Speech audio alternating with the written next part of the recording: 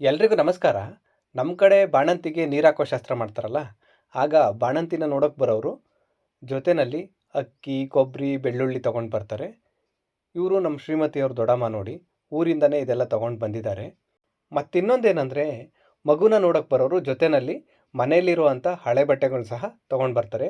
ಈಗ ಬಿಡಿ, ಮಕ್ಕಳಿಗೆ ಪ್ಯಾಡು, ಪ್ಯಾಂಪರ್ಸು ಅಂತ ಎಲ್ಲ ಬಂದಿದ್ದಾವೆ.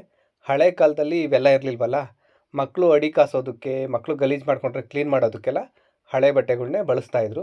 ಅದರಿಂದಾಗಿ ಆಗಿಂದಾನು ಈ ರೀತಿ ಸಂಪ್ರದಾಯ ಬೆಳ್ಕೊಂಡು ಬಂದಿದೆ ಅನ್ನೋದು ನನ್ನ ಅನಿಸಿಕೆ. ನಿಮಗೇನನ್ಸುತ್ತೆ ಕಮೆಂಟ್ ಮಾಡಿ. ನಮ್ಮ ಶ್ರೀಮತಿಯವ್ರ ದೊಡ್ಡಮ್ಮ ಸಹ ಊರಿಂದ ಹಳೆ ಬಟ್ಟೆಗಳನ್ನ ಸಹ ತಂದಿದ್ರು.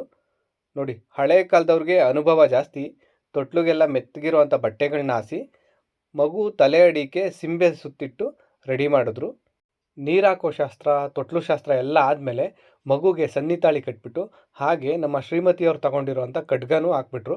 ಇದೇ ನೋಡಿ, ಅತ್ತೆ ಸೊಸೆಗೋಸ್ಕರ ತಗೊಂಡಿರೋ ಮೊದಲನೇ ಒಡವೆ. ಎಷ್ಟು ಚೆನ್ನಾಗಿ ಕಾಣ್ತಿದೆ ಈ ಪುಟಾಣಿ ಕೈಗೆ.